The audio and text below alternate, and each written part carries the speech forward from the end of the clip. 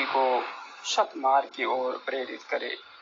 साधक भाइयों बहनों, जय श्री राम, जय गुरुदेव, जय मां आदिशक्ति।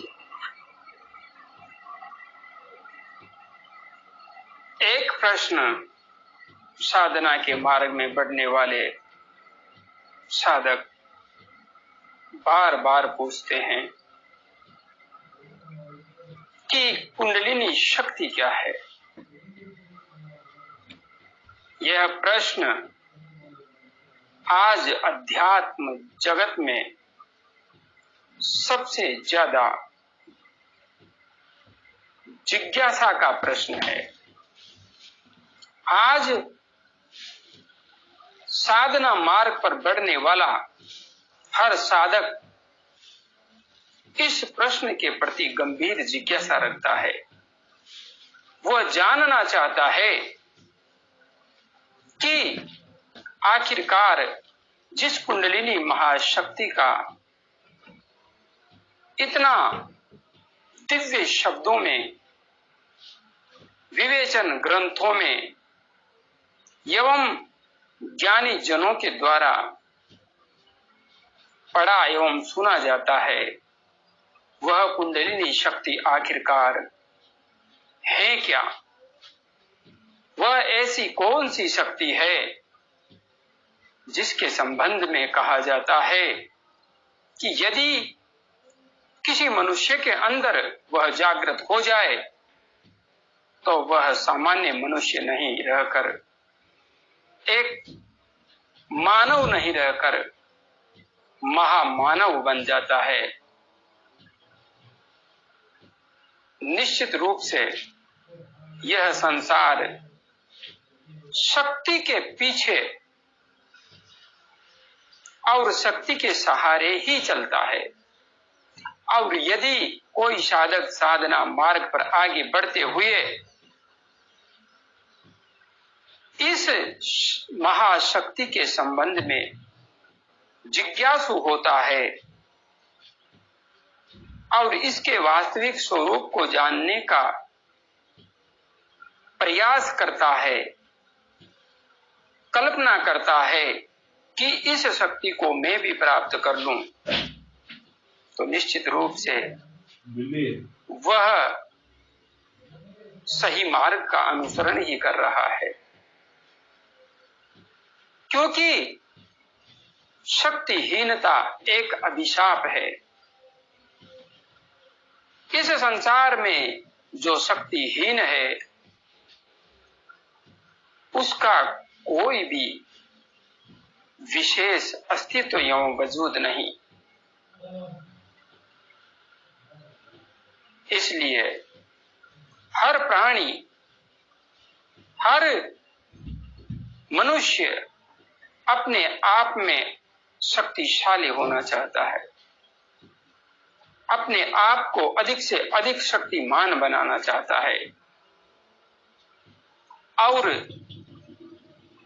अपने आप को शक्तिमान बनाने के मार्ग में ही साधक अधिकांशतया कुंडलिनी महाशक्ति का सहारा लेने के विषय में सोचते हैं। किंतु जब इस मार्ग में आगे बढ़ते हैं तो पहला प्रश्न यही उठता है कि कुंडलिनी शक्ति क्या है। तो आइए साधक भाइयों बहनों, आज हम मां आदि शक्ति जगत जननी संपूर्ण ब्रह्मांड की सर्जनकर्ता, नियंत्रणकर्ता और संहार करता शक्ति के बारे में जानते हैं। यह मां आदि शक्ति कुंडलिनी ही मां काली है, मां भैरवी है, मां आदि शक्ति जगत जननी है। इसी के सहारे यह संपूर्ण ब्रह्मांड टिका हुआ है और इसी के सहारे प्रत्येक जड़ चेतन का अस्तित्व इस संसार में है। प्रत्येक प्राणी इसी एक शक्ति के सहारे टिका है और प्रत्येक मनुष्य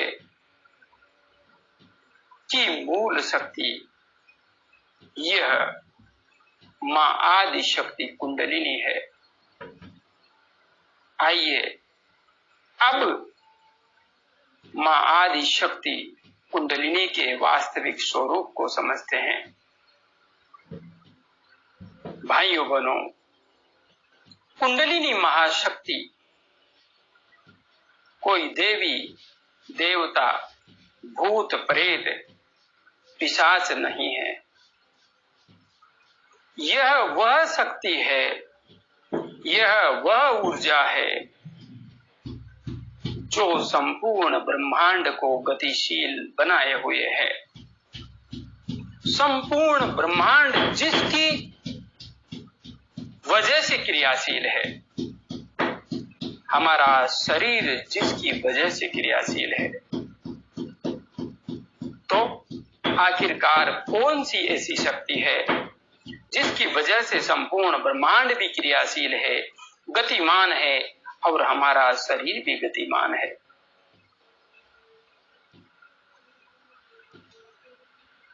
जब हम हमारे शरीर पर ध्यान देते हैं तो देखिए ऐसा कौन सा घटक है जिसकी वजह से हमारा जीवन चल रहा है। ऐसी कौन सी शक्ति है जिसे यदि हम जीवन से हटा दें तो हमारा जीवन समाप्त हो जाएगा। भाइयों बहनों, हम प्रतिपल जो श्वास ले रहे हैं, जो प्राण अंदर ले रहे हैं, हमारा यह प्राण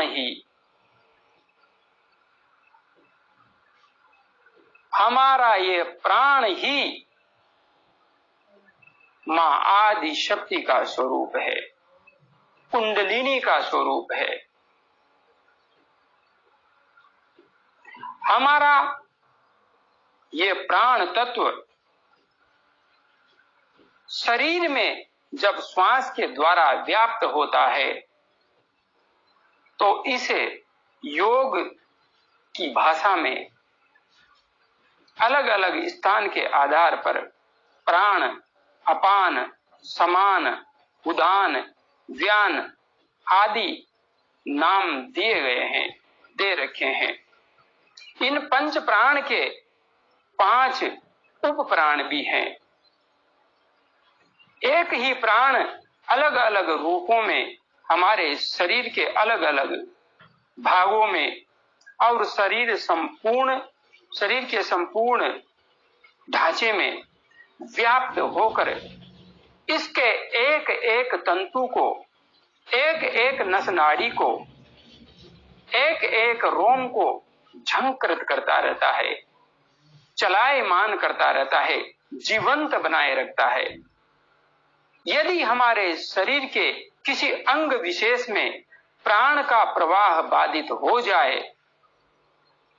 तो निश्चित रूप से वह अंग निष्क्रिय हो जाएगा, क्रियाहीन हो जाएगा और ऐसी स्थिति आएगी कि उसे काटना पड़ेगा, शरीर से अलग करना पड़ेगा। तो हमारे प्रत्येक अवयव में, हमारे अंग प्रत्यंगों में प्राण तत्व की वजह से जीवंतता है। अब इसको विशेष तौर से समझने के लिए कि आखिरकार यह प्राण तत्व ही कुंडलिनी शक्ति कैसे है। भाइयों बहनों, जब हम श्वास लेते हैं, प्राण को अंदर धारण करते हैं और श्वास का जो आवागमन होता है वह दिन भर सामान्यतया कभी बाएं नासा छिद्र से तो कभी दाहिने नासा छिद्र से अधिक चलता है। कभी बायां स्वर अधिक चलेगा, बाएं स्वर को ईड़ा नाड़ी कहते हैं। कभी दाहिना स्वर अधिक चलेगा, इसे पिंगला नाड़ी कहते हैं। कभी भी ये दोनों स्वर बराबर नहीं चलते हैं। ये दोनों स्वर आपको कभी भी बराबर चलते हुए दिखाई नहीं देंगे। जब ये दोनों स्वर कभी बायां कभी दायां चल रहा है, तो हम सिर्फ हमारे जीवन को धारण करने योग्य, हमारी सामान्य गतिविधियों को करने योग्य प्राण तत्व को ले रहे हैं और छोड़ रहे हैं, ये कार्य कर पा रहे हैं। हमारा शरीर चल रहा है, हमारी संपूर्ण गतिविधियां हो रही है, इसमें कोई बाधा नहीं है। किंतु इसी प्राण तत्व का एक तीसरा रूप भी है, वह है सुषुम्ना मार्ग। जब आप इस प्राण तत्व को सुषुम्ना मार्ग के माध्यम से प्रवाहित करते हैं, तब आप एक नया आयाम अपने जीवन में घटित होने की संभावना को प्रबल कर देते हैं। आप एक नई दुनिया की ओर कदम बढ़ाने लगते हैं।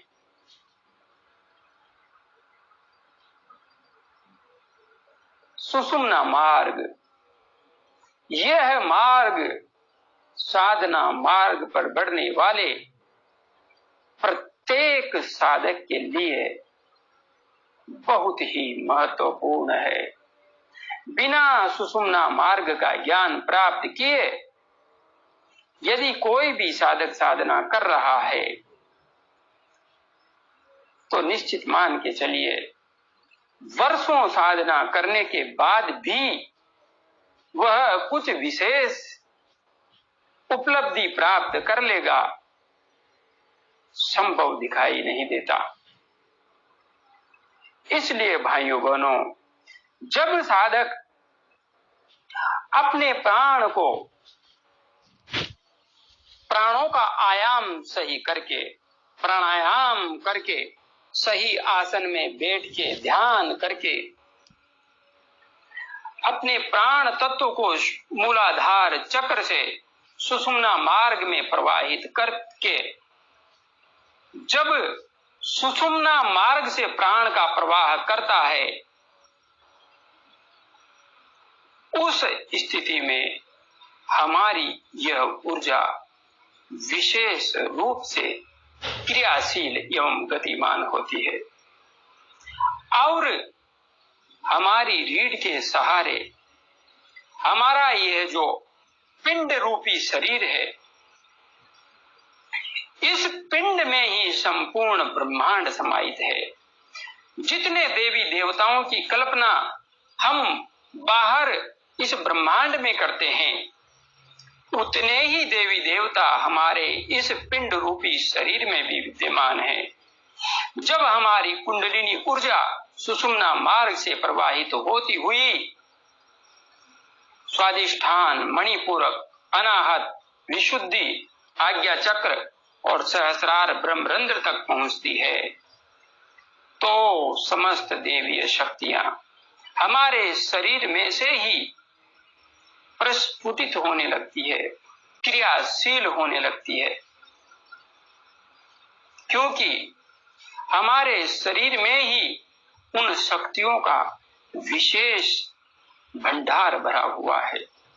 वे देवीय शक्तियां हमारे शरीर में ही विभिन्न नाड़ियों के रूप में, विभिन्न प्रकाश तंतुओं के रूप में विद्यमान है।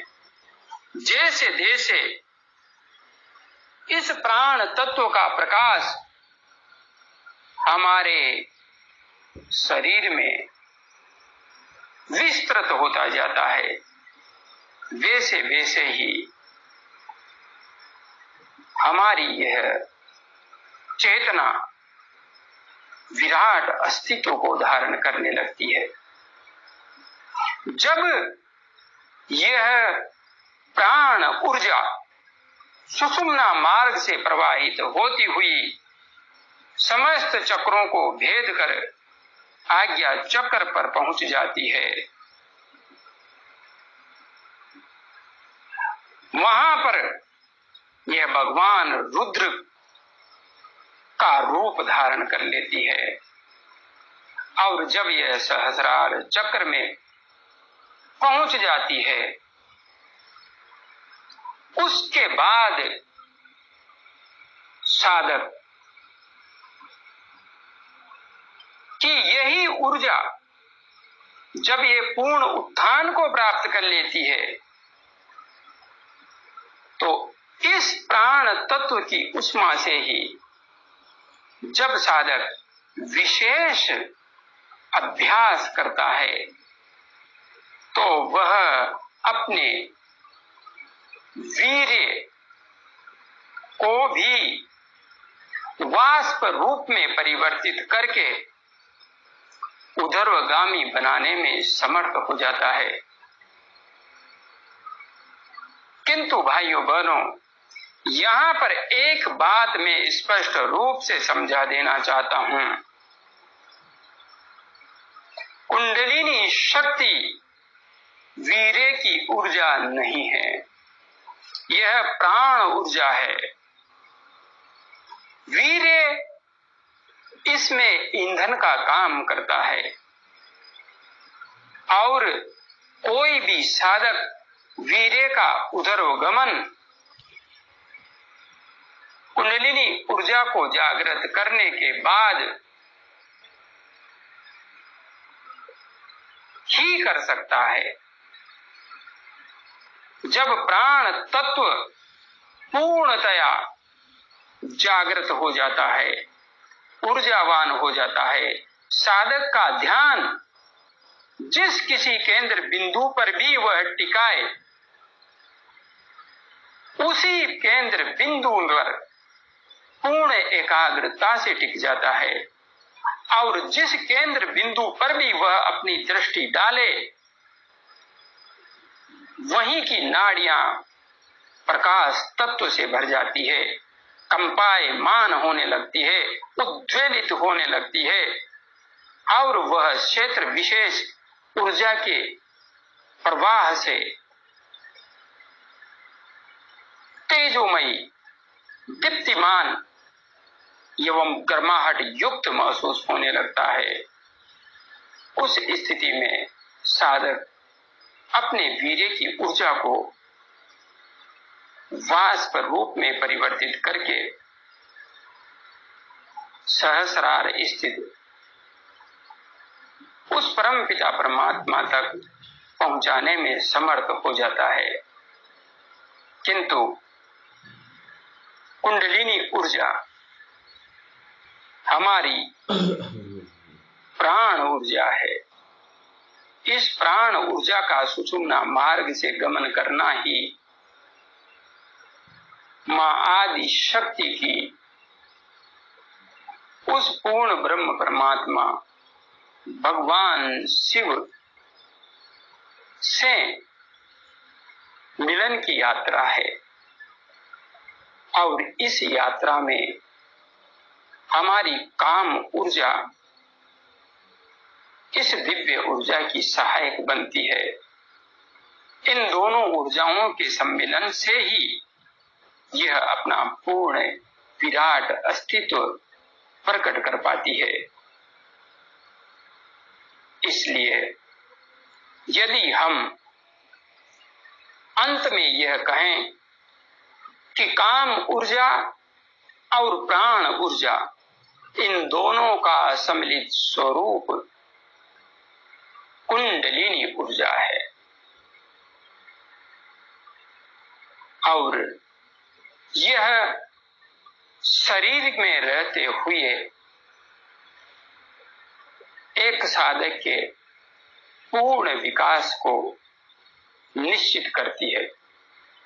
अब दूसरे रूप में देखिए, हमारी यह प्राण ऊर्जा जिस प्रकार से हमारे जीवन को निर्धारित करती है, उसी प्रकार से ब्रह्मांड व्यापी प्राण, जिसे व्यष्टिगत प्राण कहते हैं, व्यष्टिगत प्राण हमारा व्यक्तिगत प्राण, और समष्टिगत प्राण ब्रह्मांड व्यापी प्राण, जब साधक अपने प्राण को सुषुम्ना मार्ग से सहस्रार चक्र तक प्रवाहित करने में समर्थ हो जाता है, तो वह उस पूर्ण ब्रह्म परमात्मा में लीन होने में समर्थ हो जाता है और उसका वह प्राण उस समष्टिगत प्राण से पूर्णतया एकाकार होकर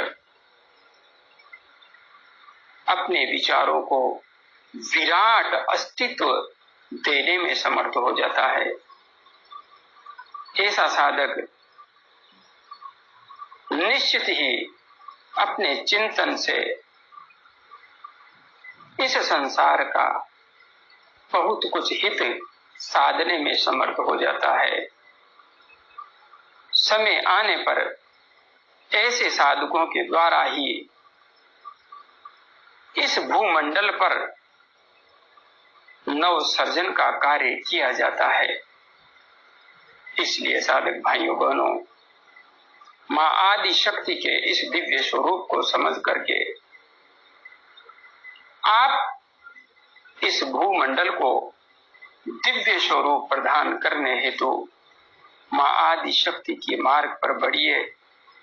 निश्चित रूप से यदि आपका उद्देश्य कल्याणकारी है, मानव मात्र ही नहीं प्राणी मात्र का हित संधान है, तो मां आदि शक्ति की कृपा आप सब पर अवश्य होगी, अवश्य होगी, अवश्य होगी।